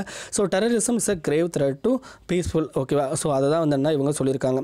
ஸோ இப்போ வேர்ல்டை பொறுத்த வரைக்கும் 2 முக்கியமான டெரர் த்ரெட்ஸ் இருக்குது. ஒன்று வந்து Islamic state related to Islamic conservation. ரெண்டாவது என்ன யூரோப்பில் நடக்கிற ரைட் விங் குரூப்ஸ். அப்போ ரைட் விங் குரூப்ஸ்னால் என்னென்னா ஒரு மதத்தை சார்ந்திருக்குது. இப்போ இந்தியாவை பொறுத்த வரைக்கும் ரைட் விங் குரூப் அப்படின்னு யாரை சொல்லுவாங்கன்னா ஹிந்துத்துவா குரூப்ஸை சொல்லுவாங்க ஓகேவா. ஸோ இப்போ யூரோப்பை பொறுத்த வரைக்கும் ரைட் விங் குரூப் அப்படின்னா யாரை சொல்லுவாங்க அப்படின்னா அங்கே கிறிஸ்டியன்ஸ் இதை வந்து அதிகமாக ஃபாலோ பண்ணுறாங்க. கன்சர்வேஷனிஸ்ட்டை வந்துன்னா அங்கே ரைட் விங் குரூப் இருப்பாங்க ஓகேவா. ஸோ இப்போ வேர்ல்டை பொறுத்த வரைக்கும் இந்த 2 வகையான மல்டிபிள் டெரர் குரூப்ஸ் இருக்குது ஓகேவா. ஸோ ஃபஸ்ட் என்னென்னா முஸ்லீம் கன்சர்வேஷனிஸ்ட் டெரர் குரூப்ஸ் ஓகேவா. ஸோ இவங்களை பார்த்தீங்கன்னா நமக்கு நிறையா பேர் இருக்காங்க ஓகேவா. எல்இடி அல்கொய்தா ஓகேவா, போகோ ஹராம் அப்படின்னு சொல்லிட்டு ஐஎஸ்ஐஎஸ் ஓகேவா. ஸோ இப்படி நிறையா பேர் இருக்காங்க. ஸோ இவங்க வந்து கிரேவ் த்ரெட் அகெயின்ஸ்ட் நமக்கு எஸ்டாப்ளிஷ்டு நேஷனுக்கு அகெயின்ஸ்டாக இவங்க பண்ணிக்கிட்டு இருக்காங்க. அதே மாதிரி தான் லைக் இப்போ யூரோப்பை பொறுத்த வரைக்கும் நமக்கு இப்படி எஸ்டாப்ளிஷ்டு ஆர்கனைசேஷன் இல்லாட்டாலும் அங்கே வந்து லோன் வுல்ஃப் அட்டாக் அப்படிங்கிற மாதிரி நடக்குது. இப்போ லோன் வுல்ஃப் அட்டாக்னா இப்போ லேட்டஸ்ட்டாக ஆஸ்திரேலியாவில் பார்த்தீங்கன்னா உங்களுக்கு ஒரு நியூசிலாந்தில் ஒரு மாஸ்க்குள்ளே புகுந்து அரௌண்ட் 40 பேர்கிட்ட வந்து ஒரு கிறிஸ்டியன் இவர் வந்து என்னென்னா சுட்டு கொண்டிருப்பார். ஏன்னா அவர் வந்து அந்த மதத்துக்கு அகெயின்ஸ்டாக வந்து என்ன அந்த கோஷத்தை போட்டு சுட்டு கொண்டிருப்பார் ஓகேவா. அப்போ என்ன ஆகுதுன்னா ஆட்டோமேட்டிக்காக லோன் வுல்ஃப் அட்டாக் அப்படிங்கிறது அதிகமாகிக்கிட்டே போகுது ஓகேவா. ஸோ இப்போ இந்த ஆர்டிக்கல் எதை பேஸ் பண்ணி கொடுத்துருக்காரு அப்படின்னா ஐஎஸ்ஐஎஸ்ஐ இப்போ சிரியாவிலேருந்து மொத்தமாக வந்து ரிமூவ் பண்ணிட்டோம் அப்படின்னு சொல்லிட்டு கிளைம் பண்ணிட்டாங்க. பட் அவங்க ரிமூவ் பண்ணலை. டெரரிசம் அப்படிங்கிறது என்னென்னா கண்டினியூஷன் ஆகிக்கிட்டு இருக்க ஒரு திங் தானே தவிர அதை ரிமூவ் பண்ணுறது ரொம்ப கஷ்டம். அதுவும் இந்த 2019 இந்த 20th செஞ்சுரியில் வந்து என்னென்னா அதோட தாக்கம் வந்து அதிகமாக இருக்கும். அண்ட் அதோட அந்த பரிணாம வளர்ச்சியும் வேறு மாதிரி ஆயிடுச்சு அப்படிங்கிறதான் இவர் மென்ஷன் பண்ணியிருக்காரு ஓகேவா. ஸோ நான் சொன்ன மாதிரி 2 வகையான டெரர் குரூப்ஸ், ஒன்று முஸ்லீம் வகையான டெரர் குரூப்ஸ், இன்னொன்று வந்து என்னென்னா right wing terror groups related to Europe. இந்த 2 டெரர் குரூப்ஸும் இப்போதைக்கு அவங்களுடைய எஸ்டாப்ளிஷ்டு ஆர்கனைசேஷன் மூலமாக இந்த மாதிரியான டெரரிஸ்ட் இதெல்லாம் பண்ணிக்கிட்டு இருக்காங்க அப்படிங்கிறத சொல்கிறாரு ஓகேவா. இதில் முக்கியமானது இவர் என்ன சொல்கிறாருன்னா நியூ பிரீட் ஆஃப் டெரரிஸ்ட் அப்படின்னு சொல்கிறாரு. நியூ பிரீட் ஆஃப் டெரரிஸ்ட் எதன் மூலமாக வராங்கன்னா இன்டர்நெட் ஓகேவா. இப்போ இன்டர்நெட் மூலமாக ஒருத்தர் இப்போ இதுக்கு முன்னாடிலாம் வந்துன்னா இன்டர்நெட் இல்லாத காலத்துலலாம் டைரெக்டாக அவங்கக்கிட்ட போயிட்டு அவங்கள பற்றின அதாவது என்ன அவங்களோட கொள்கைகள் பற்றின இதெல்லாம் வந்துன்னா அவங்க டைரெக்டாக சொல்ல வேண்டியிருக்கும். பட் இப்போல்லாம் வந்துன்னா இன்டர்நெட் மூலமாக வந்துன்னா அவங்க இந்த மாதிரியான விஷயங்களை கேரி அவுட் பண்ணுறாங்க. ஓகேவா, இது ஃபஸ்ட். இது நெக்ஸ்ட் வந்துன்னா டார்கெட்டிங், லைக் நம்மளுடைய ஆர்மி பேஸை டார்கெட் பண்ணுறது. ஓகேவா, இந்த மாதிரியான விஷயங்களெல்லாம் அவங்க அதிகமாக டார்கெட் பண்ணுறாங்க. நெக்ஸ்ட் வந்துன்னா சூசைட் பாம்பிங். ஓகேவா, சூசைட் பாம்பிங் அதேமாதிரி வெஹிக்கிளை வந்து யூஸ் பண்ணி அதில் வந்து இதை வந்து யூஸ் பண்ணுறது. இப்போ லேட்டஸ்ட்டாக வந்துன்னா இந்தியாவில் நமக்கு வந்து லைக் புல்வாமா அட்டாக்கில் வந்து விர்ச்சுவல் சிம் அப்படிங்கிறத ஒரு சிம் கார்டை யூஸ் பண்ணி என்ன பண்ணாங்கன்னா அவங்களோட மெயின் அக்யூஸ்டுக்கும் இங்கேயும் வந்து என்ன கனெக்ஷன் ஏற்படுத்தியிருந்தாங்க. ஸோ இந்த மாதிரியான விஷயங்கள்லாம் வந்துன்னா நியூ பீரியட் ஆஃப் டெரரிசம் அப்படிங்கிறத இன்க்ரீஸ் பண்ணிக்கிட்டே போகுது அப்படின்றது தான் இதில் சொல்லியிருக்காங்க. ஸோ ஓகேவா, ஸோ அதனால் நம்ம இஸ்லாமிக் இதை வந்து என்னென்னா அழிச்சிட்டோம் அப்படிங்கிறது வந்து என்னென்னா நம்ம அதிக லெவலில் வந்து என்ன கொண்டாட முடியாத ஒன்று. ஏன்னா இப்போ ஒரு கண்ட்ரியில் இருக்கிறது வந்து என்னென்னா இன்னொரு கண்ட்ரிக்கு ஈஸியாக பரவுது இப்போல்லாம். ஓகேவா, ஸோ இது வந்து என்ன கிராஸ் பொலினேஷன் அப்படின்னு சொல்கிறாங்க. ஒரு இடத்துல வந்து இன்னொரு இடத்துக்கு ஈஸியாக பக்கத்து கண்ட்ரிக்கு ஈஸியாக இந்த மாதிரியான டெரரிசம் வந்து என்ன மூவ் ஆகுது அப்படின்னு சொல்கிறாங்க. ஓகேவா, நெக்ஸ்ட் வந்து என்னென்னா இதில் இன்னொரு டாபிக் என்ன கொடுத்துருக்காங்கன்னா காலிஃபேட் இன் ஐடியா அப்படின்னு சொல்கிறாங்க. லைக் காலிஃபேட் அசான் ஐடியா அப்படின்னு சொல்கிறாங்க. காலிஃபேட்னா நமக்கு தெரியும், அதாவது என்ன முஸ்லீம்ஸ் அவங்களுக்குன்னு ஒரு தலைவர் இருப்பாங்க. அவங்க வந்து என்னென்னா அந்த மாஸ்க் எல்லாத்தையும் வந்து கண்ட்ரோல் பண்ணுவாங்க. இதுதான் வந்து என்னென்னா நமக்கு வந்து நான் கோஆப்ரேஷன் மூவ்மெண்ட்டில் வந்து நடந்துக்கிட்டு இருக்கும். ஓகேவா, ஸோ நம்மளுடைய சுதந்திர இதிலே வந்துன்னா காலிஃபேட் மூவ்மெண்ட்னு சொல்லுவாங்க அதை. ஸோ அந்த மாதிரியான மூவ்மெண்ட் வந்துன்னா இன்னமும் அந்த ஐடியாலஜிக்கல் பேஸ்ட் வந்து போய்கிட்டு தான் இருக்குது. ஸோ அதெல்லாம் இன்னும் நிறையா குரூப்ஸ் வந்துன்னா பண்ணிக்கிட்டு தான் இருக்காங்க அப்படின்னு சொல்லிட்டு இவங்க சொல்கிறாங்க. ஸோ இதுதான் டோட்டலாக இந்த ஆர்டிக்கலில் இவங்க இந்த மென்ஷன் பண்ணியிருக்கிறது. ஓகேவா, ரிலேட்டட் டு டெரரிசம். நெக்ஸ்ட் வந்து என்ன how to achieve 24/7 power for all அப்படின்னு சொல்லிட்டு இவர் கொடுத்துருக்காரு. அதாவது என்னென்னா இப்போ நம்மளுடைய கண்ட்ரியில் ஓகேவா நிறையா வந்து என்னென்னா அரவுண்டு இப்போ டெய்லி வந்துன்னா ஒரு யோஜனா இருக்குது, பிரதான் மந்திரி சாஜ் பிஜ்லி கார்கார் யோஜனா அப்படின்னு சொல்லுவாங்க, அல்லது சௌபாக்கியா யோஜனா அப்படின்னு சொல்லுவாங்க. இந்த யோஜனாவோட முக்கியமான இதே வந்துன்னா எல்லா வீட்டுக்கும் வந்துன்னா எலக்ட்ரிசிட்டி ஃபார் ஆல் அப்படிங்கிறது தான். ஓகேவா, ஸோ இதில் அரௌண்ட் டெய்லி 45,000 ஹவுஸ் ஹோல்டுக்கு வந்து என்னென்னா இவங்க கரண்ட் கனெக்ஷன் கொடுத்துக்கிட்டே இருக்காங்க. லாஸ்ட் 18 மந்த்ஸாக இதை பண்ணிக்கிட்டு இருக்காங்க. இதுக்கு முன்னாடியும் இந்த மாதிரியான ஸ்கீம் இருந்திருக்கு. என்ன மாதிரி எலக்ட்ரிசிட்டி ஆக்ட் 2003, ராஜீவ் காந்தி கிராமின் வித்யுத் கரண் யோஜனா 2005, இந்த மாதிரியான ஸ்கீம் இருந்தும் அந்த மாதிரியான எஃபெக்டிவான இதை எடுத்துகிட்டு போகல. பட் இந்த சௌபாக்கியா ஸ்கீம் அப்படிங்கிறது என்ன இந்த மாதிரி இதை வந்து இம்ப்ளிமெண்ட் பண்ணுறதை எஃபெக்டிவாக எடுத்துகிட்டு போகுது. பட் என்னென்னா எலக்ட்ரிசிட்டி கனெக்ஷன் கொடுக்குறாங்களே தவிர 24/7 எலக்ட்ரிசிட்டி கிடைக்குதா, அதாவது என்ன எலக்ட்ரிசிட்டி பவர் அவங்களுக்கு போய் சேருதா அப்படின்னா அவங்களுக்கு போய் சேர்றது இல்லை. ஓகேவா, ஏன்னா இந்த மாதிரி லைக் இப்போ பார்த்தீங்கன்னா நமக்கு நிறைய ஹவுஸ் ஹோல்ட்ஸ் எங்கே இருக்கிறாங்க அப்படின்னா தனியான காட்டில் இருக்கிறதோ அல்லது அந்த கஸ்டமர் பேஸோ வந்து என்ன அங்கே ரொம்ப கம்மியாக இருக்கும். ஓகேவா, ஸோ அப்படி இருக்கும்போது நம்ம அவங்களுக்கு அந்த அளவுக்கு அதிகமான தூரத்தில் வந்து என்னென்னா பவரை ப்ரொவைட் பண்ணும்போது ஆட்டோமேட்டிக்காக வந்து டிஸ்காம் செக்டார்ஸ் வந்து ரெவன்யூ வந்து பாதிக்கப்படும். ஓகேவா, ஸோ அவங்களுடைய இப்போ வந்து என்னென்னா நம்ம ஊருக்குள்ளே இருக்கும்போது டிஸ்காம்ஸ் வந்து என்ன ஈஸியாக என்ன பண்ணிடுவாங்கன்னா மீட்டரை வச்சு அதில் எவ்வளோ அமௌண்ட் வருது அதை எப்படி கலெக்ட் பண்ணுறது அப்படிங்கிற எல்லா இன்ஸ்டியூஷனும் நமக்குள்ளே இருக்கும். ஓகேவா, பட் என்ன இது மலை மேலே இருக்கிறது அல்லது ஒரு ரிமோட் ஏரியாவில் இந்த அமௌண்ட் கலெக்ஷன் இதெல்லாம் பண்ணுறது வந்து என்ன அவங்களுக்கு நெகட்டிவ் growth தான் கொடுக்கும் அப்படிங்கிறதையும் இவங்க சொல்கிறாங்க. ஸோ நமக்கு இந்த ஆர்டிக்கலில் ரெண்டாவது பியாண்ட் கனெக்ஷன்ஸ் அப்படின்னு ஒன்று சொல்கிறாங்க. பியாண்ட் கனெக்ஷன்ஸ்னால் நம்ம கனெக்ஷன் கொடுக்குறது மட்டும் முக்கியம் கிடையாது. ஓகேவா, கனெக்ஷனை தவிர நம்ம என்ன பண்ணணும் 100% அவங்களுக்கு எலக்ட்ரிசிட்டி போய்கிட்டு இருக்கா அப்படிங்கிறதையும் செக் பண்ணணும். ஓகேவா, கனெக்ஷன் அப்படிங்கிறது ரொம்ப இம்பார்ட்டன்ட் இல்லை, ரிலையபிள் பவர் சப்ளை 24/7 போகுதா அப்படிங்கிறது தான். ஓகே, அதுதான் இவர் பேசியிருக்காரு. நெக்ஸ்ட் வந்து என்னென்னா ஒயிட்டல் ஸ்டெப்ஸ் ஃபார்வர்ட். ஓகேவா, டோட்டலாக இவர் தலைப்பிலே வந்து என்ன 3 ஸ்டெப் அப்படி இருக்குது அப்படின்னு சொல்லுவார். அந்த 3 ஸ்டெப்பை ஃபாலோ பண்ணுறது மூலமாக நமக்கு 24/7 வந்து பவர் சப்ளை கொடுக்கலாம் அப்படின்னு சொல்கிறாரு. ஃபர்ஸ்ட் ஸ்டெப் அப்படின்னு என்ன சொல்கிறாரு அப்படின்னா real time monitoring of supply. நம்மளுடைய எண்ட் கஸ்டமருக்கு ரியல் டைம் சப்ளை வந்து போகுதா அப்படிங்கிறது ரியல் டைமில் மானிட்டர் பண்ணணும். அது எப்படி மானிட்டர் பண்ணலாம் அப்படின்னு சொல்கிறாருன்னா ஸ்மார்ட் மீட்டரை யூஸ் பண்ணுறது. ஓகேவா, இந்த மாதிரி விஷயங்கள்லாம் பண்ணும்போது நமக்கு ஆட்டோமேட்டிக்காக நமக்கு எண்ட் யூசருக்கு வந்து என்னென்னா நார்மலாக ரியல் டைமாக அவருக்கு சப்ளை போய் சேருதா அப்படிங்கிறத நம்ம ஃபைண்ட் அவுட் பண்ணலாம். இப்போதைக்கு ஸ்மார்ட் மீட்டர் அப்படிங்கிறது வந்து என்னென்னா இப்போ கரண்ட்டில் இன்னோவேஷனில் தான் இருக்கே தவிர அது வந்து கரெக்டாக ஃபுல்லாக இம்ப்ளிமெண்ட் ஆகலை. ஸோ அதுக்கு பதில் இவர் என்ன சொல்கிறாருன்னா இன்ட்ராக்டிவ் வாய்ஸ் ரெஸ்பான்ஸ் சிஸ்டம், அதாவது IVRS அப்படிங்கிறத யூஸ் பண்ணலாம் அப்படிங்கிறாரு. அல்லது SMS பேஸ்டு ரிப்போர்ட்டிங்கை வந்து என்ன எண்ட் யூசர்ஸ் மூலமாக பண்ண முடியும் அப்படின்னு சொல்கிறாரு. இது வந்து ஃபஸ்ட்டு பாயிண்ட் இவர் சொல்கிறதுல. செகண்ட் பாயிண்ட் என்ன சொல்கிறாரு அப்படின்னா improving quality of supply and maintenance of services. Okay, improving quality of supply and maintaining of services அப்படின்னு சொல்கிறாரு. இப்போ இன்ஃப்ராஸ்ட்ரக்சர், இப்போ ஒரு கரண்ட் வந்து என்னென்னா ஒரு இடத்துலேருந்து இன்னொரு இடத்துக்கு நம்ம சப்ளை பண்ணால் நிறையா வந்துன்னா கரண்ட் ரிலேட்டட் அந்த இன்ஃப்ராஸ்ட்ரக்சர் இதெல்லாம் வந்து என்ன இருக்கணும். அப்படி இருந்தால் மட்டும்தான் நமக்கு வந்து பவர் சப்ளை வந்து கரெக்டாக இது பண்ண முடியும். பட் அந்த இன்ஃப்ராஸ்ட்ரக்சர் இதெல்லாமே வந்து என்னென்னா நமக்கு கரெக்டாக சர்வீஸ் பண்ணுறோமா அப்படின்னா மெயின்டெனன்ஸ் பண்ணுறோமா அப்படின்னா பண்ண முடியறதில்ல, பண்ணவும் மாட்டிக்கிறாங்க. ஸோ ஒடிசா ஒரிசா மாதிரியான ஸ்டேட்லாம் என்ன பண்ணியிருக்காங்க அப்படின்னா இந்த மாதிரியான விஷயங்கள் அந்த இன்ஃப்ராஸ்ட்ரக்சர் சர்வீஸ் அண்ட் மெயின்டெனன்ஸ் என்ன பண்ணுறாங்க அப்படின்னா தனியார்கிட்ட கொடுக்குறாங்க. ஸோ அது மாதிரி என்னென்னா எல்லா கண்ட்ரி வைடு வந்தோன்னா இந்த மாதிரி பண்ணணும் அப்படிங்கிறது சொல்கிறாரு. அண்ட் முக்கியமானது மூணாவது என்னென்னா கஸ்டமர் சர்வீஸை இன்க்ரீஸ் பண்ணுறது, பில்லிங் மீட்டரிங் அண்ட் கலெக்ஷன். ஓகேவா, அதாவது பில்லிங்னா என்னென்னா இப்போ நான் சொன்ன மாதிரி இதுக்கு முன்னாடி உங்களுக்கு எக்ஸ்பிளைன் பண்ணேன், ரிமோட் ஏரியாவில் இருக்கிறதுல பில் பண்ணுறது, அவங்ககிட்ட இருந்து அமௌண்ட்டை கலெக்ட் பண்ணுறது, இதெல்லாம் முக்கியமாக சாத்தியமில்லாத ஒன்று. ஸோ இதனால தான் நமக்கு பவர் செக்டார்ஸில் வந்து என்ன நிறையா வந்து ரெவன்யூ லாஸ் வருது. ஸோ அப்படி ரெவன்யூ லாஸ் வரும்போது ஆட்டோமேட்டிக்காக அவங்க வந்து இப்படி லாங் ரேஞ்சில் இருக்கிற பீப்புளுக்கு வந்து என்னென்னா பவர் சப்ளை அப்படிங்கிறத அவங்க ப்ரொவைட் பண்ணுறதுக்கு தயங்குறாங்க. ஸோ அதை நம்ம தடுக்கிறதுக்காண்டி என்ன பண்ணணும் அப்படின்னா நமக்கு வந்து ஸ்மார்ட் கார்டு மாதிரி ஏதாவது யூஸ் பண்ணலாம் அப்படின்னு இவர் சொல்கிறாரு. Smart card. ஓகேவா, ஸோ ஸ்மார்ட் கார்டு மாதிரி பண்ணிட்டோம் அப்படின்னா மந்த்லி எவ்வளோ அமௌண்ட்டோ அதை அவங்க பே பண்ணுறதுக்கு கரெக்டாக இருக்கும் அந்த ஸ்மார்ட் கார்டை யூஸ் பண்ணி அப்படிங்கிறது இவர் கொடுக்குறாரு. ஸோ இந்த 3 விதமான ஸ்டெப்ஸ் வந்து என்ன இவர் வந்து என்ன 24/7 பவர் சப்ளைக்காண்டி இவர் கொடுக்குறாரு. ஓகேவா, அந்த ஐடியா ஞாபகம் வச்சுக்கோங்க. நெக்ஸ்ட் வந்து என்னன்னா the principle and procedure in Lokpal, it is disappointing that the appointment of Lokpal was shrouded in secrecy அப்படின்னு சொல்கிறாங்க. ஓகேவா, அதாவது என்ன இப்போ அப்பாயின்மெண்ட் ஆஃப் லோக்பால் வந்து இப்போ சீக்ரஸியில் தான் நடந்திருக்கு. இது வந்து என்னன்னா ஒரு டிசப்பாயிண்டிங் அப்பாயின்மெண்ட் அப்படின்னு சொல்கிறாங்க. ஓகேவா, ஸோ நமக்கு லோக்பால் அப்படிங்கிறது என்ன அப்படிங்கிறத பார்த்தலாம். லோக்பால் அண்ட் லோகாயுக்தா ஆக்ட் 2013 அப்படின்னு சொல்லுவாங்க.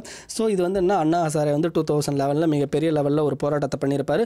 அந்த போராட்டத்து மூலமாக நமக்கு வந்து என்ன கான்ஸ்டியூஷனல் அமெண்ட்மெண்ட்டாக கொண்டு வராமல் என்ன பண்ணிடுவாங்கன்னா லோக்பால் லோகாயுக்தா ஆக்டாக கொண்டு வந்துடுவாங்க 2013. ஓகேவா, ஸோ நமக்கு லோக்பால் லோகாயுக்தா ஆக்ட் நமக்கு வந்து 1963 வந்து லோக்பால் லோகாயுக்தா வேணும்னு சொல்லி எல்எம் சிங்வி அப்படிங்கிறவர் சொல்லியிருப்பார்.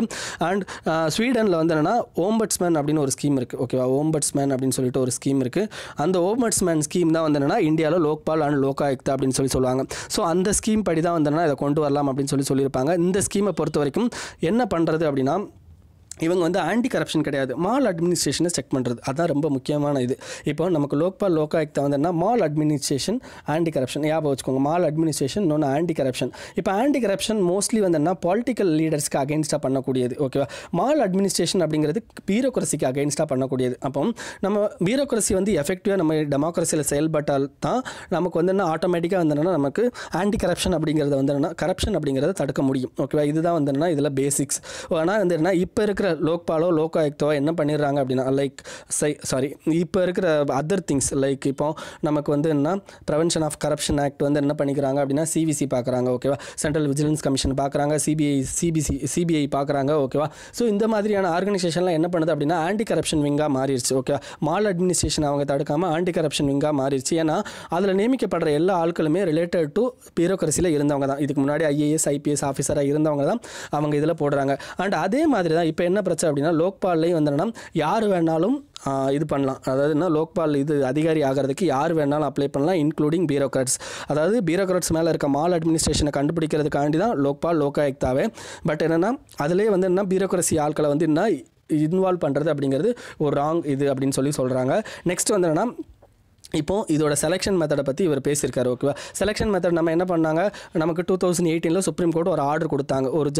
ஒரு கிவன் பாயிண்ட் ஆஃப் டைமில் வந்து நீங்கள் என்ன பண்ணணும் அப்படின்னா கண்டிப்பாக வந்து லோக்பால் அதிகாரியை வந்து நீங்கள் நியமிச்சாகணும் அப்படின்னு சொல்லியிருப்பாங்க. ஸோ லோக்பாலை பொறுத்த வரைக்கும் ஒரு சேர்மன் 8 மெம்பர். ஓகேவா, இவங்க 9 பேர்த்தையும் செலக்ட் பண்ணுறதுக்காண்டி ரஞ்சன் பிரகாஷ் தேசாய் அப்படிங்கிற ஒரு தலைமையில் okay farmer supreme court justice தலைமையில் வந்து என்னன்னா ஒரு சர்ச் பேனல் அப்படிங்கிறத ஒன்று கிரியேட் பண்ணாங்க. அந்த சர்ச் பேனல் என்ன பண்ணுவாங்கன்னா ஒரு 5 நேமை ரெக்கமெண்ட் பண்ணிருக்காங்க. 5 நேமை ஒரு 5 பேர் சேர்ந்த குழு வந்து செலக்ட் பண்ணுவாங்க. அதில் யார் தலைவர்னா prime minister, okay, chief justice அல்லது சீஃப் ஜஸ்டிஸோட நாமினி, அதுக்கடுத்து எமினன்ட் ஜூரிஸ்ட் அண்ட் வந்து என்னென்னா நமக்கு லோக்சபா ஸ்பீக்கரு அண்ட் எதிர்க்கட்சியோட தலைவர். ஓகேவா, அது வந்து இப்போ என்ன ஸ்பெஷல் இன்வைட்டின்னு கொடுத்துருக்காங்க. ஏன்னா அவருக்கு அந்த ஸ்டேட்டஸ் தான் இப்போதைக்கு கொடுத்துருக்காங்க. ஓகேவா, ஸோ இந்த 5 பேர் சேர்ந்து செலக்ட் பண்ணணும். பட் அந்த செலெக்ஷன் ப்ராசஸ்லையும் இப்போ இவரை கொண்டு வந்தது, அதாவது இப்போ புதுசாக வந்து என்னென்னா நியமிச்சிருக்க அந்த லோக்பால் அதிகாரி வந்து என்னென்னா இதுலேயும் வந்து இன்எஃபெக்டிவ் அப்படின்னு சொல்கிறாங்க. ஏன்னா இப்போ புதுசாக நியமிச்சிருக்க அதிகாரி வந்து ஏற்கனவே வந்து நேஷனல் ஹியூமன் ரைட்ஸ் கமிஷனோட மெம்பராக இருக்கார். அண்ட் இது வரைக்கும் இவர் வந்து ஃபார்மர் சுப்ரீம் கோர்ட் ஜட்ஜு தான். பட் இருந்தாலும் ஒரு கரெக்டான இது வரைக்கும் வந்து என்னென்னா ஒரு எக்ஸ்க்ளூசிவான ஜட்மெண்ட் வந்து பாத் பிரேக்கிங் ஜட்மெண்ட்டை இவர் கொடுத்துருக்காரானா இது வரைக்கும் எந்த மாதிரியான ஜட்மெண்ட்டும் இவர் கொடுத்தது கிடையாது. ஈவன் நேஷனல் ஹியூமன் ரைட்ஸ் கமிஷனில் இருந்தாலும் இவர் வந்து அந்த மாதிரியான எந்த ஜட்மெண்ட்டும் இது வரைக்கும் கொடுத்தது கிடையாது. ஓகேவா, ஸோ அண்ட் அதே மாதிரி இதில் என்ன பிரச்சனை அப்படின்னா இவரோட செலெக்ஷன் ப்ராசஸில் முக்கியமானது இப்போ பிரைம் மினிஸ்டர் வந்து என்ன கட்சி பிஜேபி, லோக்சபா ஸ்பீக்கர் வந்து என்ன கட்சி மேக்ஸிமம் பிஜேபி. ஓகேவா, நமக்கு வந்து என்ன எமினன்ட் ஜூரிஸ்ட்னு ஒருத்தர் இருக்கார். எமினன்ட் ஜூரிஸ்ட் யாருன்னா நமக்கு attorney general. Okay, attorney general நமக்கு இப்போ ஒரு முகில் ரோகத்துக்கு அதாவதுன்னா அதாவது சென்ட்ரல் கவர்மெண்ட் செலக்ட் பண்ணுற ஆள் தான் நமக்கு அட்டார்னி ஜெனரல். அதாவது சென்ட்ரல் கவர்மெண்ட்டோட லைக் எம்ப்ளாயி தான் வரும். ஓகேவா, ஸோ சென்ட்ரல் கவர்மெண்ட் என்ன சொல்லுதோ அதை அப்படியே கேட்குறவர் தான் வரும். ஓகேவா, இந்த 3 பேர் ப்ளஸ் எக்ஸ்ட்ரா ஒரு மெம்பர் யாருன்னா சுப்ரீம் கோர்ட் ஜட்ஜோட நாமினி. ஓகேவா, so Mallikarjuna Kharge special invite வந்து இந்த மீட்டிங்கில் கலந்துக்கல. ஸோ ஒரே ஒரு அதிகாரி மட்டும்தான் டிஃப்ரெண்ட் அத்தாரிட்டி, மற்ற 3 பேர் வந்துன்னா same authority. Okay, same BJP கட்சி. ஸோ 3 பேர் சொல்லிட்டாலே ஓகே தான். ஓகேவா, ஸோ அதன் மூலமாக தான் இவர் செலக்ட் பண்ணியிருக்காங்க. இது வந்து நெக்ஸ்ட் இது ஃப்ளா அப்படின்னு சொல்லியிருக்காங்க. ஸோ இந்த செலெக்ஷன் ப்ராசஸ், இந்த அப்பாயின்மெண்ட் ப்ராசஸ் வந்து என்னன்னா ஒரு சீக்கிரசியில் தான் நடந்திருக்கு அப்படின்னு சொல்லி இவங்க இந்த ஆர்டிக்கலில் மென்ஷன் பண்ணியிருக்காங்க. ஸோ இதுதான் டோட்டலாக இதில் சொல்லியிருக்கிறது. ஓகேவா, நெக்ஸ்ட் வந்து என்னன்னா அண்ட் இதில் இன்னொன்று என்ன சொல்லியிருக்காங்கன்னா லோக்பால் ஆக்டில் இப்போ சர்ச் பேனல் கொடுக்குற அந்த நேமை வந்து கண்டிப்பாக வந்து இவங்க ஒத்துக்கணுமா, செலெக்ஷன் கமிட்டி ஒத்துக்கணுமானா ஒத்துக்கணும்னு அவசியம் இல்லை. அவங்க வேறு ஏதாவது புது நேமை கூட கொடுக்கலாம். ஓகேவா, ஸோ இது ஒரு ஃப்ளான்னு இதுலையும் சொல்லியிருக்கிறாங்க. ஓகேவா, நெக்ஸ்ட் வந்து என்ன அன்கைண்டஸ்ட் கட் அப்படின்னு சொல்லியிருக்காங்க. இந்த அன்கைண்டஸ்ட் கட்டில் என்ன சொல்லியிருக்காங்கன்னா இப்போ எம்ஜிஎன்ஆர்இஜியோட ஃபண்டை வந்து என்ன பண்ணிட்டாங்கன்னா ரெடியூஸ் பண்ணியிருக்காங்க. இது ரெடியூஸ் பண்ணதுனால 2 பொலிட்டிக்கலி பவர்ஃபுல் பீப்புள் வந்துன்னா இது வந்து அஃபெக்ட் பண்ணியிருக்கு. பொலிட்டிக்கலி பவர் பீப்புள்னால் நீங்கள் வந்து பிஜேபி காங்கிரஸ் அப்படின்னு சொல்லி யோசிக்காதீங்க. 2 பொலிட்டிக்கலி பவர்ஃபுல்னால் டெமோக்ரஸியை டெமோக்ரஸியில் முக்கியமான பொலிட்டிக்கல் அத்தாரிட்டி யார் வரணும் முடிவு பண்ணக்கூடிய அத்தாரிட்டி 2 பேர். ஒன்று வந்து ரூரல் பீப்புள். ஓகேவா, இன்னொன்று வந்துன்னா ரூரல் பீப்புளால் செலக்ட் பண்ணப்பட்ட கவுன்சிலர்ஸ். ஓகே, ஏன்னா அவங்க தான் வந்து லோக்கல் லெவலில் இன்ஃப்ளூயன்ஸில் இருக்காங்க. இந்த 2 பேருமே வந்து டிஸ்அனாச்மெண்ட் ஆயிருக்காங்க அப்படிங்கிறத, என்சான்மெண்ட் ஆயிருக்காங்க அப்படிங்கிறத இந்த ஆர்டிக்கலில் சொல்லியிருக்காங்க. ஓகேவா, ஒன்று வந்து என்ன இப்போ கிரேட்டர் எம்ப்ளாய்மெண்ட் ஆப்பர்ச்சுனிட்டி வந்து எதன் மூலமாக கிடைக்குது, எம்ஜிஎன்ஆர்இஜி மூலமாக ரூரல் பீப்புளுக்கு கிடைக்குது. அப்படி கிடைக்கும்போது ஆட்டோமேட்டிக்காக ரூரல் பீப்புளில் உமன்ஸ் வந்து அதிகமான இதில் பங்கேற்றுக்கிறாங்க. அப்படி பங்கேற்றுக்கும் போது அவங்க ரிலேட்டட் டு அவங்க வீட்டில் வந்து என்னன்னா முடிவு எடுக்கக்கூடிய அதிகாரம். ஏன்னா எப்போவுமே பெண்களுக்கு ஃபினான்ஷியல் யார் வந்து ஃபினான்ஷியலாக வந்து வையபிளாக இருக்காங்களோ அவங்க தான் வந்து என்ன முடிவெடுக்கக்கூடிய அதிகாரமும் அவங்க கையில் தான் நம்ம வீட்டில் இருக்கும். ஓகேவா, ஸோ அப்படி இருக்கிறப்போ பெண்களுக்கு வந்து ஒரு எம்பவர்மெண்ட் கொடுத்த ஒரு இதுதான் வந்து எம்ஜிஎன்ஆர்இஜி. இதோட ஃபண்டை கம்மி பண்ணதுனால ஆட்டோமேட்டிக்காக ரூரல் பீப்புள் இவங்க மேலே வெறுப்பில் இருக்காங்க அப்படிங்கிறது சொல்லியிருக்காங்க. செகண்ட் வந்து என்னென்னா நமக்கு ரூரல் பீப்புளால் செலக்ட் பண்ணப்பட்ட பஞ்சாயத்து அதிகாரிங்க. ஓகேவா, அவங்க வந்து என்னென்னா ரூரல் லெவலில் வந்து என்னென்னா அதிகமான இப்போ எம்ஜிஎன்ஆர்ஏஜே மூலமாலாம் அமௌண்ட் போகுது அப்படின்னா ஒரு கவுன்சிலர் மூலமாக தான் போகும். அப்படி கவுன்சிலர் மூலமாக போகும்போது ஆட்டோமேட்டிக்காக கவுன்சிலர் மோர் எம்பவர்டு அப்படிங்கிற மாதிரி ஃபீல் பண்ணுவார். ஈவன் எம்எல்ஏ எம்பியோட கவுன்சிலர்கிட்ட அதிகமான பணம் வந்து இருக்கும். ஸோ அப்படி இருக்கும்போது அவர் வந்து மோர் எம்பவர் அப்படிங்கிற மாதிரி இருப்பார். பட் அவர் அந்த அமௌண்ட்டை கம்மி பண்ணது அவரையும் வந்து என்னென்னா அவரோட ஸ்டேட்டஸையும் கம்மி பண்ண மாதிரி ஒரு ஃபீல் ஆயிருக்காரு அப்படிங்கிறது தான் இந்த ஆர்டிக்கலில் இவங்க சொல்லியிருக்காங்க. ஓகேவா, நெக்ஸ்ட் வந்து என்னென்னா adding egg R milk can reduce stunting in young children study. ஓகேவா, ஸ்டண்டிங் அப்படின்னா அவங்களுடைய வயசுக்கு ஏற்ற ஹைட் இருக்காது. இதுக்கு பேர் தான் ஸ்டண்டிங். இந்தியாவில் அரௌண்ட் 38% ஆஃப் சில்ட்ரன் வந்து என்னன்னா பிலோ அவங்களுடைய 5 ஏஜுக்கு இதில் வந்து ஸ்டாண்டர்டாக தான் இருக்காங்க. ஓகேவா, ஸோ இதுக்கு முக்கியமான காரணம் அதிகமான பீப்புள் வந்து அதிகமான குழந்தைங்க சீரியல் பேஸ்டு இதை தான் சாப்பிட்றாங்க. சீரியல் பேஸ்ட் அப்படின்னா அரிசி கோதுமை இதை தான் எடுத்துக்கிறாங்களே தவிர ப்ரோட்டீன் பேஸ்ட் இதை வந்து எடுத்துக்கிறது இல்லை. ப்ரோட்டீன் அதிகமாக எது இருக்கும் அப்படின்னு சொல்கிறாங்கன்னா மங் பீன் அப்படின்னு சொல்கிறாங்க. மங் பீனில் அதிகமாக இருக்கும். ஓகேவா, மங் பீன் அப்படின்னா உங்களுக்கு வீட்டில் பாசிப்பயிர் ஒன்று இருக்கும், பச்சை கலரில் ஒன்று இருக்கும். ஓகேவா, பாசிப்பயிர் இருக்கும். அந்த பயிரை தான் வந்து மங் பீன் அப்படின்னு சொல்லுவாங்க. ஆனால் இந்த பயிரை நீங்கள் சாப்பிட்டீங்க அப்படின்னா அதிகமான ப்ரோட்டீன் கிடைக்கும். பட் டைஜஸ்ட் ஆகிறது ரொம்ப அதிக டைம் எடுத்துக்கும். ஸோ குழந்தைங்களுக்கு இது அதிகமாக ஈஸியாக கொடுக்க முடியாது. பட் அதிகப்படுது எக்கோ அதில் மில்கோ வந்து அதிகமான வந்து குழந்தைங்களோட டயட்ரியில் சேர்த்துக்கும் போது நமக்கு ஆட்டோமேட்டிக்காக இந்த 38%லேருந்து அரௌண்ட் 10% கிட்ட அரௌண்ட் 10% கம்மி ஆகிறதுக்கான வாய்ப்பு இருக்குது அப்படின்னு சொல்லிட்டு சொல்கிறாங்க. அதுதான் இந்த ஆர்டிக்கலில் பேசுகிறாங்க. அண்ட் இந்த எக் ஆர் மில்க் இவங்க 2 பேருமே வந்து ஈஸியாக வந்து டைஜஸ்ட் ஆகக்கூடிய தன்மை உள்ளவங்க. ஸோ அதனால் வந்து ஆட்டோமேட்டிக்காக வந்து நமக்கு குழந்தைங்களை வந்து அந்த ஸ்டண்டிங்கை வந்து நம்ம தடுக்க முடியும் அப்படிங்கிறத இதில் சொல்லியிருக்காங்க. இன்றைக்கி நியூஸ் அவ்வளோதான் ஃப்ரெண்ட்ஸ். இது உங்கள் ஃப்ரெண்ட்ஸோட ஷேர் பண்ணிக்கோங்க. அண்ட் மறக்காமல் இந்த சேனலுக்கு சப்ஸ்கிரைப் பண்ணிக்கோங்க. Thank you friends.